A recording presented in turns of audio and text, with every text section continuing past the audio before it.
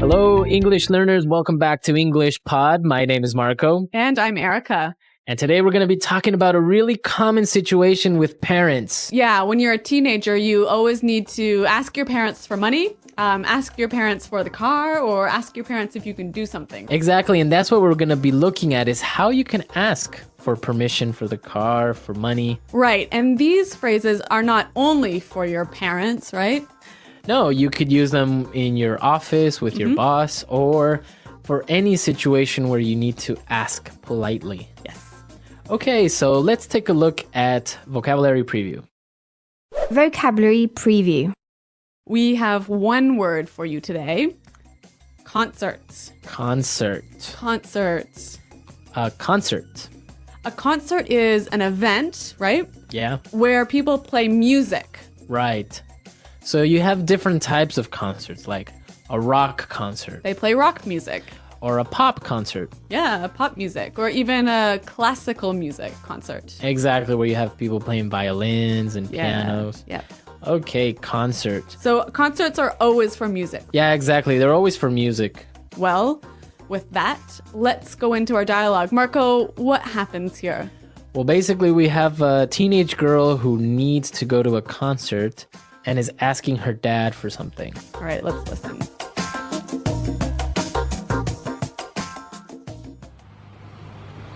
Hey, Daddy. You look great today. I like your tie. By the way, I was wondering, can I... No.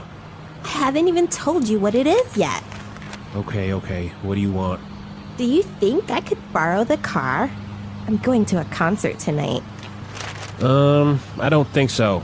I need the car tonight to pick up your mother. Ugh, I told you about it last week. Smelly Toes is playing, and Eric asked if I would go with him. Who is this Eric guy? Duh. He's like the hottest and most popular guy at school. Come on, Dad, please. No can do. Sorry. Fine then. Would you mind giving me $100? No way. Ugh, that's so unfair. Teenagers, huh? Yeah, they're always asking for something. Yeah, this brings back memories, but I'll tell you about that later. Why don't we take a look at the vocabulary in language takeaway? Language takeaway. All right, we've got a few interesting words here. The first one, hottest. Hottest. Hottest. So this is the superlative of hot. Right, so the hottest guy in school is... The most handsome. Yeah, the most sexy guy in school. Exactly. So if somebody is hot, they are really attractive. Really good looking. Really good looking. And so, Marco, is this a word that is only used for men? No, you can also use it for women. And what about things? You know, recently with Paris Hilton, it's more popular with things like, wow, I got a new car. Wow, that's hot. Right. Yeah. But I guess we maybe should tell our listeners to be careful with this word. Yeah, you don't really want to tell somebody you're hot. No. It's not very polite. But with your friends, you can use this word. Exactly. If I'm talking with my friends and I see a girl, like, wow, she's hot. Okay. Yeah, but just don't tell her. Yeah, don't go up to her and say, wow, you're hot. Okay. Our next word, most popular. Most popular. Most popular. Most popular. Another superlative. Exactly. And popular means... Means having a lot of friends. Exactly. Having a lot of friends or being well-known. Or well-liked. Well-liked. Yep. So in every school, there's always like the most popular guy in school, the most popular girl. Yep. Were you the most popular guy? Not really. No, I wasn't the most popular guy, but I wasn't unpopular. Okay, so that's the opposite. Yeah, so I was okay. All right, our last phrase. Fine then. Fine then. Fine then. Fine then. Well, this is a phrase made up of two simple words, but why don't we listen to some examples so we can understand the meaning of these two words together? Example 1. Fine then. If you won't go with me, I'll go by myself.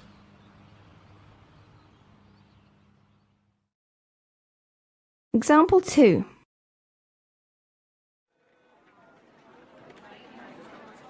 Fine then. If you want to break up, I don't care.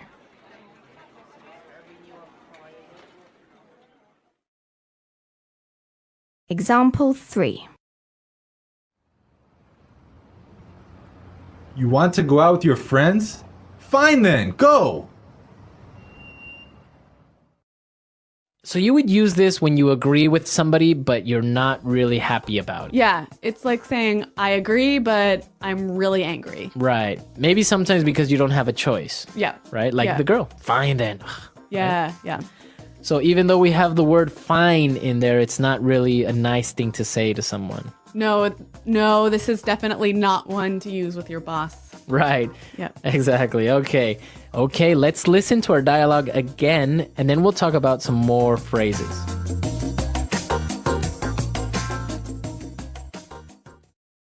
Hey, Daddy. You look great today. I like your tie. By the way, I was wondering, can I... No. I haven't even told you what it is yet. Okay. What do you want? Do you think I could borrow the car? I'm going to a concert tonight. I don't think so. I need the car tonight to pick up your mother. Ugh. I told you about it last week. Smelly Toes is playing, and Eric asked if I would go with him. Who is this Eric guy? Duh. He's like the hottest and most popular guy at school. Come on, Dad. Please. No can do. Sorry. Fine then. Would you mind giving me $100? No way. That's so unfair. There's a lot of phrases in this dialogue that we can use to ask for something, right? Exactly, and in a very polite way. Okay, so we're going to look at 3 ways of asking for something. And the first way is, I was wondering. I was wondering. I was wondering. So I could say, I was wondering, can I borrow your car? Yeah. Or, I was wondering, can I stay at your house? Okay. It's a very nice way to ask something. Yeah, it's like to begin a question. To begin, yeah. All right, let's take a look at the next one. And it's basically the same thing. Do you think I could? Do you think I could? Do you think I could Do you think I could? borrow the car? Yeah. Right. Or, do you think I could use your computer? I can say, I was wondering, can I use your computer? Do you think I could use your computer? Yeah, they mean the same. Right. Now let's look at the last one. Would you mind? Would you mind? Would you mind? Would you mind? So I could say, would you mind holding this for me? Yep. Or, would you mind finishing this report for me? Now there's an interesting thing here that you have the verb in a gerund form, right? Right, the ing form. Exactly. Giving, holding, Yep. finishing, So we've got, I was wondering, can I do something? right? And would you mind doing something? Yeah. So you have the ing. Be very, very careful. Be sure to not say, would you mind to give me? Right, that's wrong. Right? That's wrong. Wrong. So you would say, would you mind giving me? Yep. Okay. Let's listen to some more examples of these 3 phrases. Example 1. Would you mind cooking dinner tonight? I'll be home late. Example 2. We were wondering if you could buy the tickets for us? Example 3. Do you think you can have those reports finished by today? All right, so I think it's really clear now, and Yep. it's a very useful way of asking for things. Okay, so let's listen to our dialogue for the 3rd time, and then we'll come back and talk a little bit more.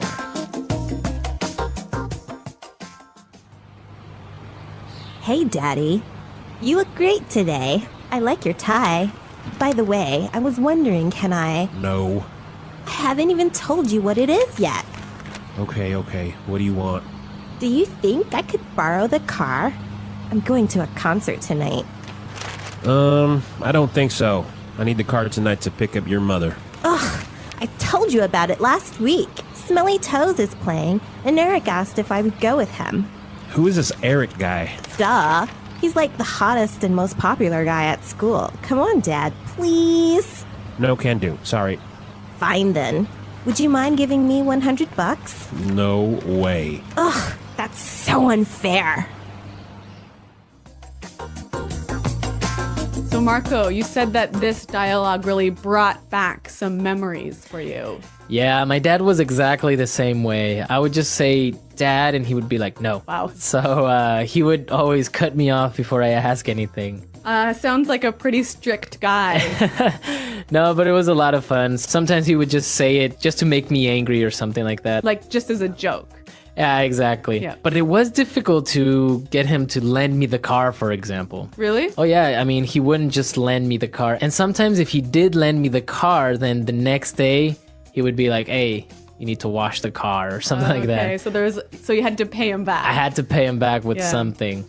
In my family, I was always allowed to borrow the car because we lived really, really far away from the city, so there were no buses or subway. But I always got to borrow the worst car, the most terrible car. Oh, really?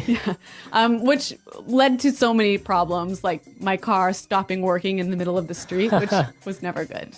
We did used to live a little bit further away from downtown, but we had a good bus system. Yep. So it'd just be like, take the bus, it's cheaper, and stuff like that. So I didn't really get the car that often until I bought my own or until I had a motorcycle of my own, and then problem solved. All right. Well, I want to know from our listeners, what did they ask for from their parents? Exactly. Did you ask for the car? Did you ask for money?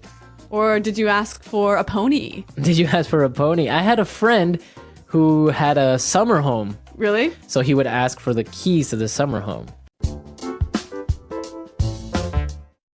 Now listen to the story.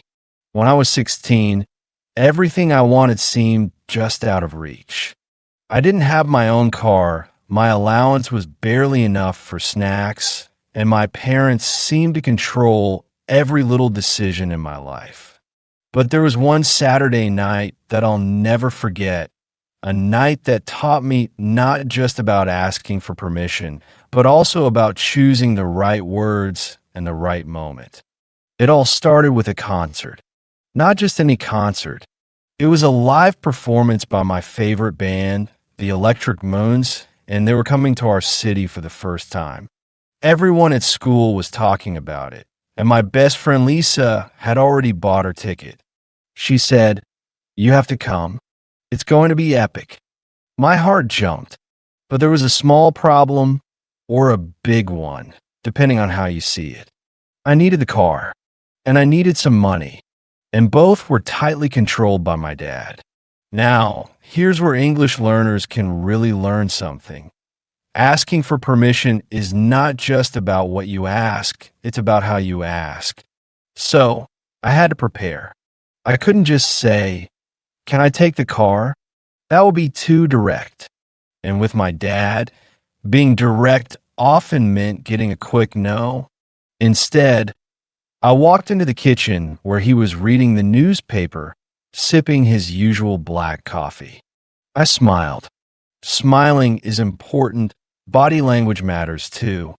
Then I said gently, "Hey, Dad, I was wondering if I could talk to you for a second."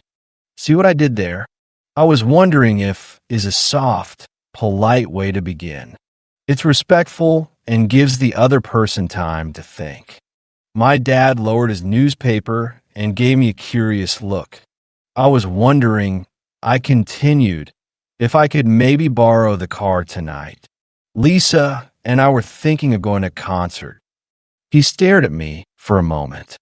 Then came the question I knew was coming. What concert? I had to be honest. The Electric Moons. They're playing downtown. I told you about it last week. Let me pause the story here for a quick grammar tip. I was wondering if I could is usually followed by a verb in base form.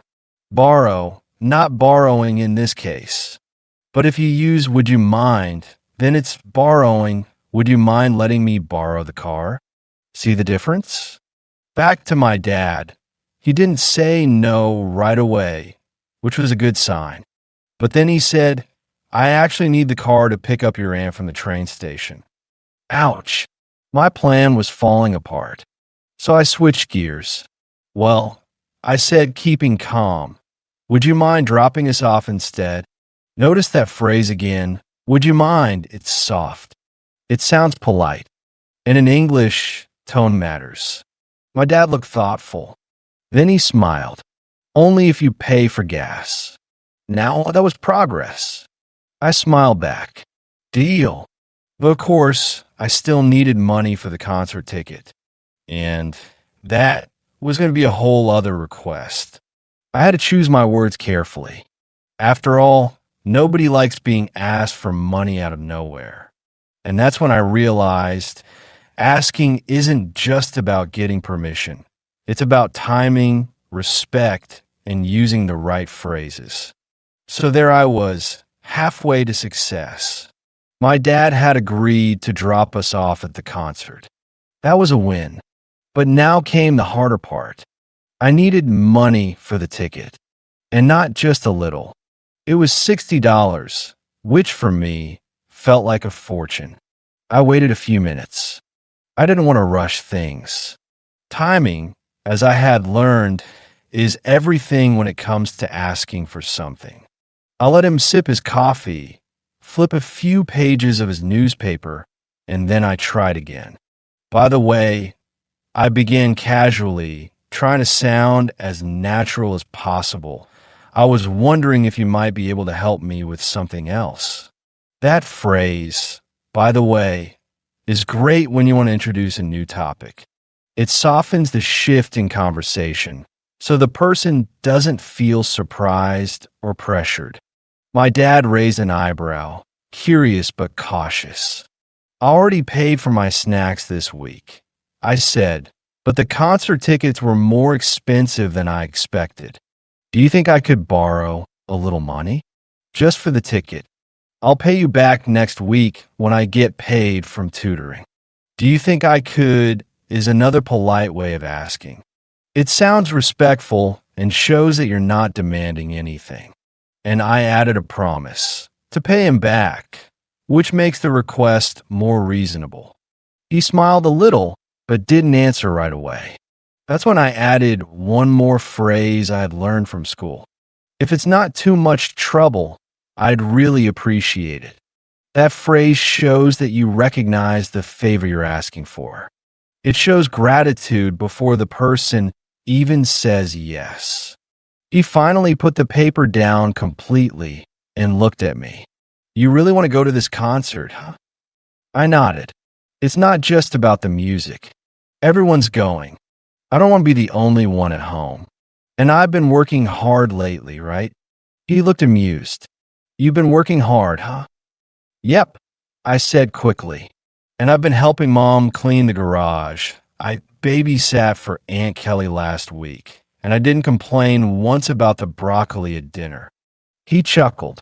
All right, you made your case. Another useful phrase there. Make your case. It means to explain something well, to give good reasons for your request. It comes from legal language, like lawyers making a case in court.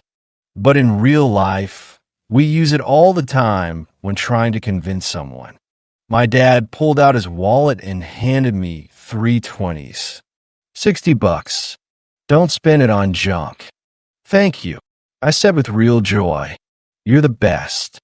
But then came the surprise.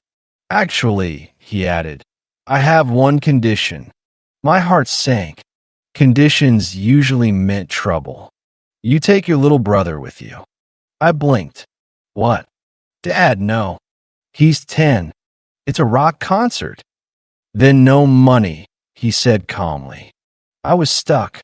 This is where English learners can pick up another tip. How to negotiate politely. So I took a deep breath and tried again. Would you mind if I took him somewhere else this weekend instead? Like the amusement park? That way, I can still go to the concert, and he gets to do something fun too. It was a compromise, a solution that worked for both of us. And that word, would you mind if, kept the tone respectful. My dad thought for a second. All right, he said, but no complaints from your brother when I tell him. I smiled, relieved. Deal. And just like that, I had the ride, the money, and the permission. All because I used the right phrases, stayed polite, and didn't give up. But of course, that was only the beginning. The real adventure was still waiting at the concert. The evening had finally arrived. I felt like I was floating. Everything was set. My dad had agreed to drive us. The money for the tickets was safely tucked in my jacket pocket, and Lisa was already texting me nonstop with messages like, "I'm so excited," and "Don't be late." When my dad pulled the car into the driveway, I jumped in with a smile. I had even remembered to compliment him. "Nice jacket, Dad. Makes you look 10 years younger." He laughed. Trying to charm me again? Maybe, I grinned. Old habits die hard. That's a good phrase to learn. Old habits die hard. It means that once you get used to doing something, it's difficult to stop, even if you try. In this case, I was used to buttering him up whenever I needed a favor. On the way to Lisa's house, we passed a billboard showing the electric moons with bright flashing lights. "Look at that," I said. "They look even cooler than in the videos." My dad squinted. "They look like they haven't slept in weeks." I laughed. That's rock and roll. Sometimes small talk like this is important. It builds a bridge in the conversation. If you only ever talk to someone when you need something, they'll notice. But if you talk about little things like music, food, or even jokes, it makes everything feel more natural. When we picked up Lisa, she jumped in, bursting with energy. "Thank you so much for driving us, Mr. Carter. You're the best." My dad nodded, amused. "Do I get a backstage pass for this?" Lisa giggled. "If we meet the band, I'll tell them about you." That made my dad smile even more. I knew then that being respectful and kind didn't just help me. It made everyone happier. At the concert hall, the lights were already glowing and the crowd was buzzing with excitement. Before getting out of the car, I leaned forward and said, "Thanks again for everything, Dad. I really mean it." Now, here's a helpful phrase I want to share. I really mean it. It's a powerful way to show sincerity in English. People often say thanks, but when you add, "I really mean it," it tells them you're not just being polite. You truly appreciate what they did. He nodded slowly. "Have fun. Be smart. And text me when you're done." "Promise," I said. Then Lisa and I jumped out and ran toward the music. Inside, it was like entering another world. Bright lights, huge speakers, fans screaming. Lisa and I pushed through the crowd, trying to find a good spot. Everyone was excited, laughing, dancing, waiting for the band to come out. While we waited, Lisa asked, "How did you get your dad to say yes?" I smiled. Soft language, timing, and being polite. She raised her eyebrows. "Soft language." "Yeah," I explained. "You don't just say, 'Can I have the car?' You say, 'Would it be possible if,' or 'Do you think I could maybe, it makes a difference.'" Lisa grinned. "I'll remember that next time I ask for an extension on my essay." We laughed, and then the lights went out. The band was coming on stage. People screamed. The first beat dropped, and the whole place shook with sound. As I stood there with Lisa, dancing and singing along, I realized something. I had made this happen, not by demanding, not by begging, but by asking well. And that's a real skill, not just in English, but in life. And that night, the music wasn't the only thing I learned. About halfway through the concert, as the lights flashed and the music roared, I stood still for a moment and just looked around. There was something magical about it all. Hundreds of people moving together, singing the same lyrics, feeling the same rhythm. It felt like freedom, like being completely alive. Lisa leaned over and shouted above the music, "This is the best night ever." And you know what? It really was. But just when I thought the night couldn't get any better, I felt my phone buzz in my pocket. I pulled it out. It was a text from my dad. Just checking in. All good. That simple message made me smile. Even though we don't always say it out loud, our parents care more than we think. I replied, "All good. Thanks again," smiley face, and quickly put the phone away so I wouldn't miss the next song. Now here's something English learners can take from this moment. Checking in is a very common phrase. It doesn't just mean checking into a hotel. It means asking someone how they're doing or if everything is okay. You can say, "Hey, just checking in. How's everything going?" It's a kind and useful way to stay connected. After the show, Lisa and I stepped outside into the cool night air, our voices half gone from singing. We were both glowing with happiness. But then I realized something. I had forgotten to plan how we'd get home. I turned to Lisa. "Do you think your brother could give us a ride?" She shook her head.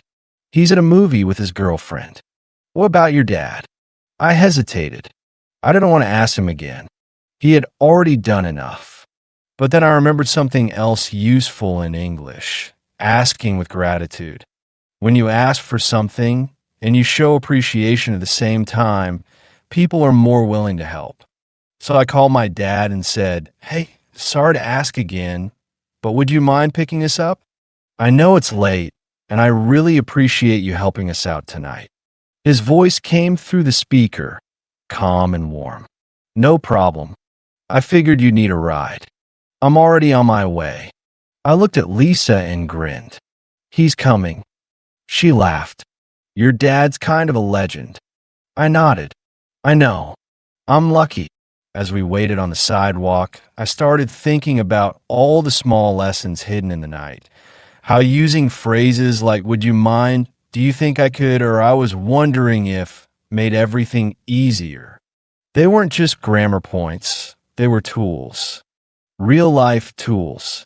When used right, they helped me get what I needed without sounding pushy or rude. And more than that, I realized the way we speak affects how people feel. Polite language doesn't just sound nice, it shows respect. It builds trust. It opens doors. When my dad pulled up in the car, he rolled down the window and said, "Had fun." "The best night ever," I said. "Then get in and let's go home." As we drove through the quiet streets, the city lights passing like stars outside the window, I felt something deep inside me shift. I wasn't just a teenager asking for things anymore. I was learning how to connect, how to speak with care, and how to grow up. One word at a time. The car ride home was quiet, but not the kind of awkward silence people usually worry about. It was peaceful, full of reflection. Lisa had dozed off in the back seat, her head resting on her jacket, still humming parts of the songs in her sleep. I sat in the front, watching the soft glow of the streetlights roll past the window. My dad was focused on the road, but after a few minutes, he spoke. "You know, you handled everything pretty well today." I turned toward him, surprised. "Really?" He nodded. "You asked nicely. You didn't complain when I said no at first. And you found a way to solve the problem without getting upset." That meant a lot coming from him. He wasn't the kind of dad who gave out praise easily. I smiled. I've been learning about language and people. That's the truth, isn't it? The way we speak to others can change everything. And sometimes we think learning English is all about grammar rules or long vocabulary lists. But it's more than that. It's about understanding the tone, the feeling, the human side of communication. I looked at him and said, "To be honest, I use some phrases I learned from our English class. Stuff like, would you mind picking us up? Or do you think I could borrow? It actually works. He chuckled. Well, I'd say your teacher deserves a medal. I'll tell her I laughed. And here's something I hope every English learner remembers. The phrases we use. Would you mind? I was wondering if. Do you think you could? They're not just nice expressions. They're life skills. They show respect. They build trust. They make people want to help you. As we turn onto our street, my dad said something that stuck with me. You know, growing up isn't just about getting older. It's about learning how to ask, when to ask, and how to listen to a no without losing your cool. I nodded slowly, and sometimes finding another way when the answer is no. Exactly, he said. We pulled into the driveway, and I gently woke Lisa up. She rubbed her eyes and smiled. We're home. Yep, I said, helping her out of the car. As I headed inside, I felt proud, not just because I got to go to the concert, but because I handled the whole day differently. I didn't yell. I didn't beg. I didn't argue. I used kindness, timing, and real English expressions that help me sound respectful and confident. And that's something I'll carry with me, not just for future concerts, but for life. The English Pod Audio Review. Listen to the meaning, then say the vocabulary word. Used to change the topic of a conversation. By the way. Think about if something is possible. Wonder. A public performance of music. Concert. Go and get. Pick up. Very well known and well liked. Popular. Informal word for dollars. Buck. Not fair, not just. Unfair. A set of clothes that usually consists of a jacket and a skirt or pair of pants that are made out of the same material. Suit. Play. Drop off. No way. Lend. Let's try that faster. No way. Informal word for dollars. Buck. Think about if something is possible. Wonder. Play. Not fair, not just. Unfair. Drop off. A public performance of music. Concert. Used to change the topic of a conversation. By the way. Lend. A set of clothes that usually consists of a jacket and a skirt or pair of pants that are made out of the same material. Suit. Go and get. Pick up. Very well known and well liked. Popular. Now say the word and hear it in a sentence. Concert. There is a rock concert tonight. Do you want to go? Concert.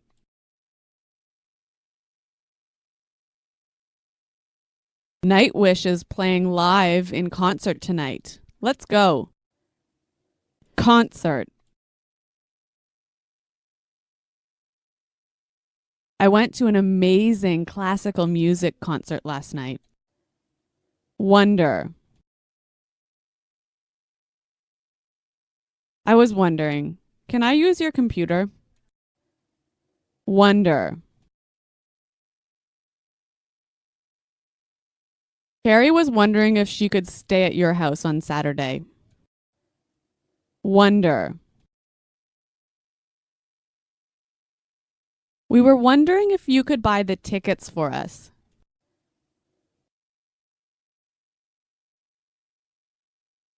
Do you think you can have those reports finished by today? Do you think I can have some of your sandwich? Do you think you can help me with my homework?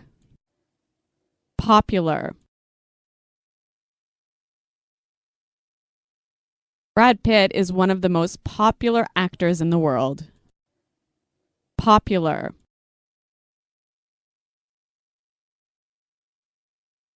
When I was in high school, I was the most popular kid in school. Popular. The TV series Friends was a very popular show. Would you mind buying a soda for me? Would you mind cooking dinner tonight? I'll be home late.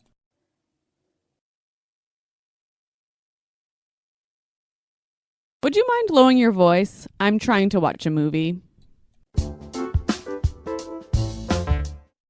My name is Sarah, and I remember this story very well. It happened when I was 17 years old. At that time, music was everything to me. I listened to music before school, after school, and sometimes even during class when no one noticed. One day, something exciting happened. My favorite band announced a concert in my city. I couldn't believe it. I had never been to a live concert before. I had only seen videos online or heard stories from friends. Now it was real, and I wanted to go more than anything. But there was a problem. I didn't have a car. I didn't have money. And I still lived with my parents. That meant I needed to ask them for help. I needed permission. And in my house, that was never easy. My parents were kind, but they were strict. They always wanted to know where I was going, who I was going with, and how I would get home. They worried a lot. I understood, but I also wanted freedom to make my own choices and do fun things with my friends. So I started to think, how could I ask them in the right way? I remembered that when I asked directly, they often said no. If I just said, "Can I go to a concert?" they would ask many questions, and the answer might be negative. I needed to ask carefully, politely, and with a plan. First, I waited for the right time. My mom was in the kitchen, and my dad was reading the newspaper. The house was calm. I had finished my homework, and I was acting responsible. Then I practiced my words in my head. I told myself, don't rush. Be polite. Use good language. I remembered phrases I had learned. I was wondering, would you mind if? Do you think I could? These phrases sounded softer, more respectful. They were not too direct. They gave my parents a chance to think, not just react. I walked into the living room, my heart beating fast. I sat down slowly. I opened my mouth, but my throat felt dry. I closed it again. I tried one more time. I didn't ask for the car first. That might sound like too much. Instead, I began by talking about school, about how I was doing well in my classes. I reminded them that I had been responsible lately. Then I mentioned the concert calmly, like it was just an idea. I said I was wondering if I could go. I said it was a special event. I said it was in a safe place. I even offered to come home early. Then came the next part, transportation. I didn't ask to drive the car. I knew my dad needed it. Instead, I asked if they could give me a ride there or help me find another way. I had a backup plan with a friend's parents. Finally, I asked about money. Carefully. I didn't say, "Can I have $50?" That would sound greedy. Instead, I said, "Would you mind helping me pay for the ticket?" And I explained I had saved part of the money myself. After that, I waited. The room was quiet. I didn't know what they were thinking. I looked down at my hands and tried to stay calm. I didn't hear a yes. Not yet. But I didn't hear a no either. That was a good sign. That evening, I went to my room and waited. I wasn't angry. I just hoped they understood how much this meant to me. I wasn't asking just for a concert. I was asking for a chance to grow, to experience something new, and to have a little freedom. That night, I wrote the band's name on a piece of paper and placed it on my wall. I didn't know what the answer would be yet, but I had asked the right way, and that was the first step. After I asked my parents about the concert, the house felt quiet. They didn't say yes. They didn't say no. They simply listened and told me they would think about it. That was better than a fast no, but it was still hard to wait. Every hour felt like a full day. The next morning, I acted normal. I got ready for school, ate breakfast, and said goodbye like always. But inside, I felt nervous. I wondered if they were talking about it while I was gone. I hoped they remembered everything I had said, the band, the ticket, the safe location, the ride home. I had tried to be mature. I had done my best. At school, my mind was not focused. I looked at the board, but I didn't hear the teacher clearly. I thought about the concert. I imagined the stage, the lights, the music.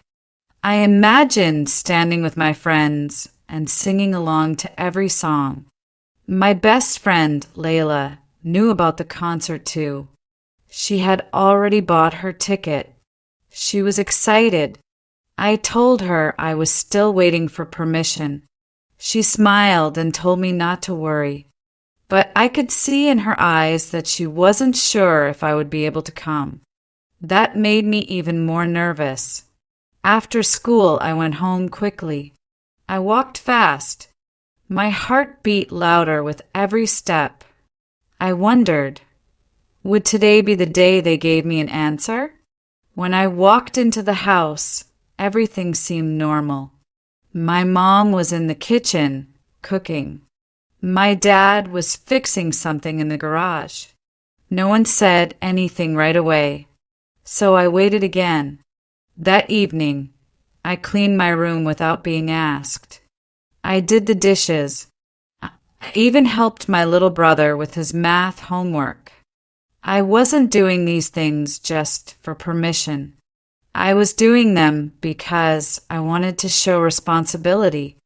I wanted to prove I could handle a little independence.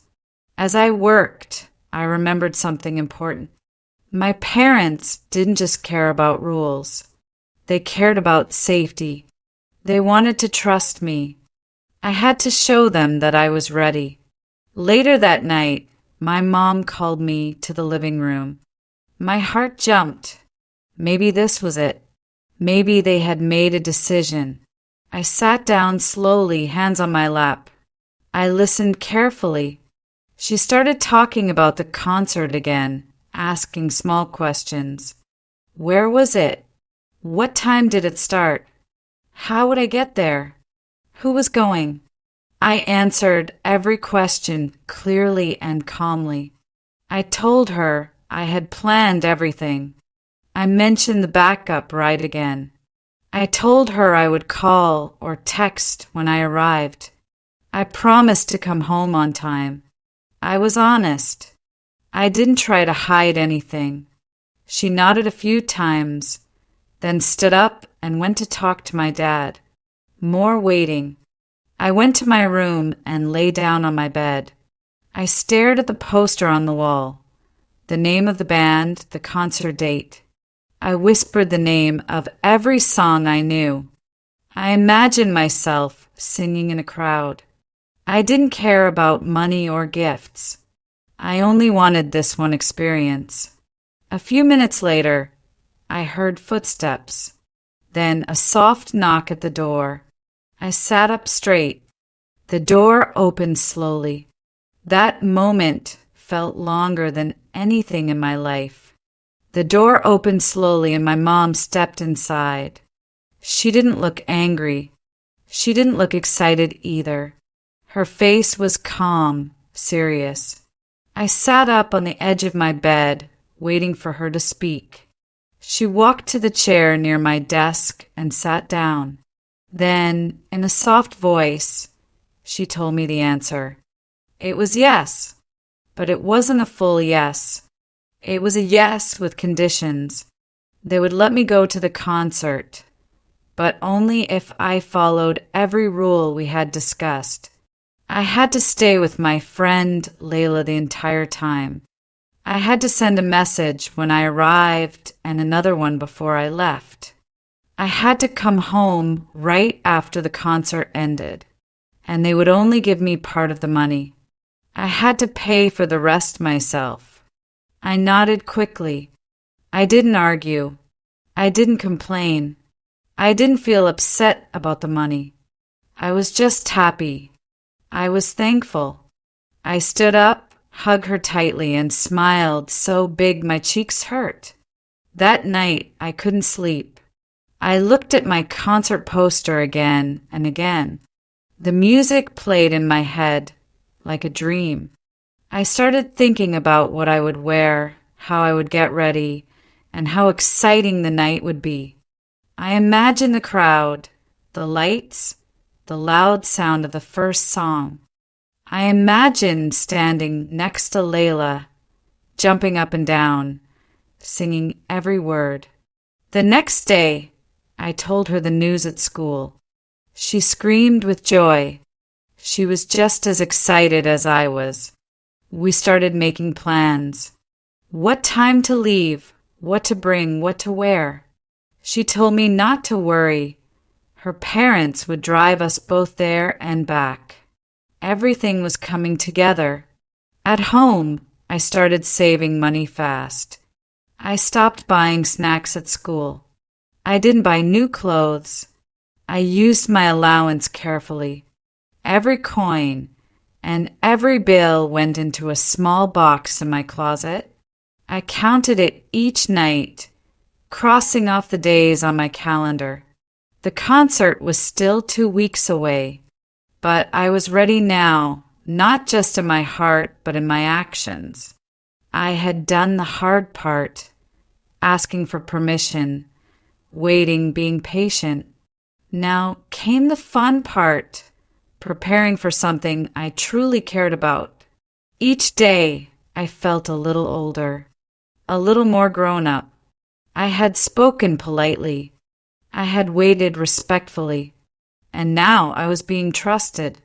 My parents didn't say much about the concert after that. They asked simple questions now and then, but they didn't seem worried anymore. They had seen how serious I was, how responsible I was, and that made me feel proud. That weekend, I helped my mom clean the house. I helped my dad wash the car, not because they asked me to, but because I wanted to. I wanted to show them that their yes was the right decision. I wanted them to feel good about trusting me. The concert was getting closer. My room was clean. My money was ready. My ride was planned. But more than anything, my heart was ready. Something had changed inside me. This wasn't just about music anymore. It was about growing up. The day of the concert finally came. I woke up with a strange feeling in my stomach. It wasn't fear. It was excitement mixed with nervous energy. My hands felt warm. My heart beat faster than usual. I looked at the calendar. The day was circled in red. The wait was over. I got ready slowly. I wanted everything to be perfect. I chose my favorite jeans and a simple shirt. I brushed my hair twice and tied it back neatly. I didn't wear too much makeup, just a little, enough to feel special, but still like myself. In my small backpack, I packed the essentials, my phone, a water bottle, some snacks, my ticket, and a little money. I checked everything 3 times. My parents didn't say much, but I saw them watching me closely. I smiled at them, showing that I was calm and prepared. My dad reminded me to call when I arrived. My mom checked the weather and told me to take a jacket. I listened carefully. I didn't roll my eyes. I didn't complain. I was thankful. Layla's parents came right on time. I said goodbye and walked out the door with confidence. The sky was turning orange and the air was cool. It was a perfect evening. In the car, Layla and I talked quietly at first. Then we got louder. We played music from our phones. We sang along to the band songs. We laughed. The excitement grew inside us like a fire. Every street we passed brought us closer. When we arrived at the concert venue, I couldn't believe my eyes. There were so many people. Some were older, some younger. Some wore t-shirts with the band's name.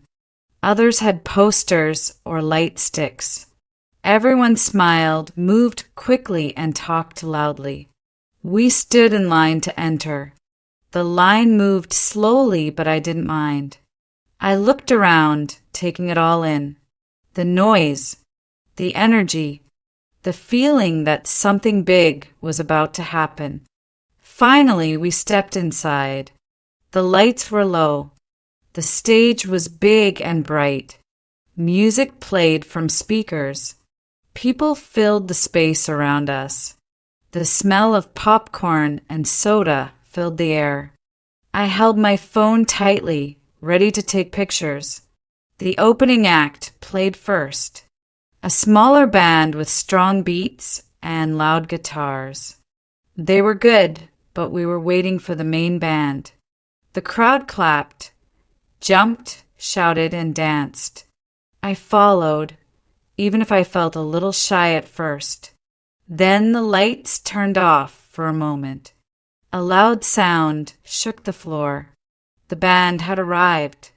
Everyone screamed. The lights flashed blue and white. The music began. The first note was loud and clear. I felt it in my chest. I couldn't hear my own voice anymore. Everyone around me was singing, waving their hands, moving with the rhythm. I sang too. For the next hour and a half, time disappeared. I forgot about school, stress, or worries. I forgot about waiting for permission or saving money. I was in the moment, full of music, joy, and freedom. At one point, the band played my favorite song. I closed my eyes and let the words carry me. It felt like they were singing just for me. Later, I remembered to take a photo. I didn't take many. I didn't want to look at my screen the whole time. I wanted to feel everything, not just record it. When the concert ended, my voice was almost gone. My legs were tired, but my heart was full. Layla and I walked back to the car slowly, smiling like children after a big surprise. In the car, I sent a message to my mom. We're safe. On our way home. She replied with a heart emoji. That made me smile. As I sat in the back seat, watching the city lights pass by, I felt something I couldn't explain with just one word. It was more than happiness. It was more than fun. It was something deeper, a memory being born. The morning after the concert, I woke up tired but smiling. My legs were sore from standing so long. My voice was weak from singing too loud. My ears still rang softly from the music. But I didn't mind. I felt good, peaceful, proud, and alive. I sat on my bed for a while, thinking about everything that had happened. I remembered the lights, the sound, the crowd. I remembered the energy in the air like electricity. I remembered how free I had felt, singing and dancing with no fear or stress. But what stayed in my mind the most was not the music. It was the journey. I had worked for that moment. I had saved money. I had asked for permission in a respectful way. I had waited patiently. I had planned everything. And because of that, I was trusted. That was the part that made me proud. I got up and walked to the mirror. I looked at myself. I didn't look different, same face, same hair. But inside I had changed. I wasn't just a teenager who loved music. I was someone learning how to grow up. That weekend, I cleaned my room again, not because anyone asked me to, but because I wanted to stay responsible. I washed my own laundry. I helped in the kitchen. I even helped my little brother organize his books. My mom noticed. She smiled more. My dad gave me a small nod when I passed him in the hallway. We didn't talk about the concert much, but I could feel that they were proud of me too, in their quiet way. A few days later, I printed a photo from the concert, one where the band was on stage and the lights were blue. I taped it to my wall, next to the old paper with the concert date. It wasn't just a decoration. It was a reminder that I could do hard things, that I could earn trust, that I could enjoy something deeply, not just because of what it was, but because of how I reached it. At school, things felt the same, but I felt more confident.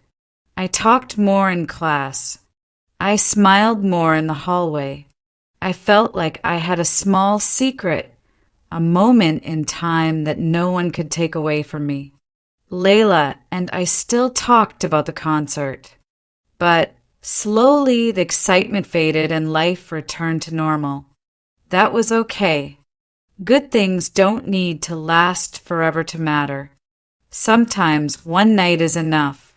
One concert, one experience, one moment when you feel yourself becoming someone new. That's what happened to me. I didn't become famous. I didn't meet the band. I didn't win anything. But I gained something more valuable, a little more independence, a little more trust, and a little more understanding of who I was becoming. And now, whenever I hear a song from that night, whether in a shop on the radio or in my room, I close my eyes for just a second and I smile. Because I remember what it felt like to be 17, asking for the car, hoping for a yes, standing in the crowd, and growing up one song at a time. Thank you for being a part of the English Smart Podcast.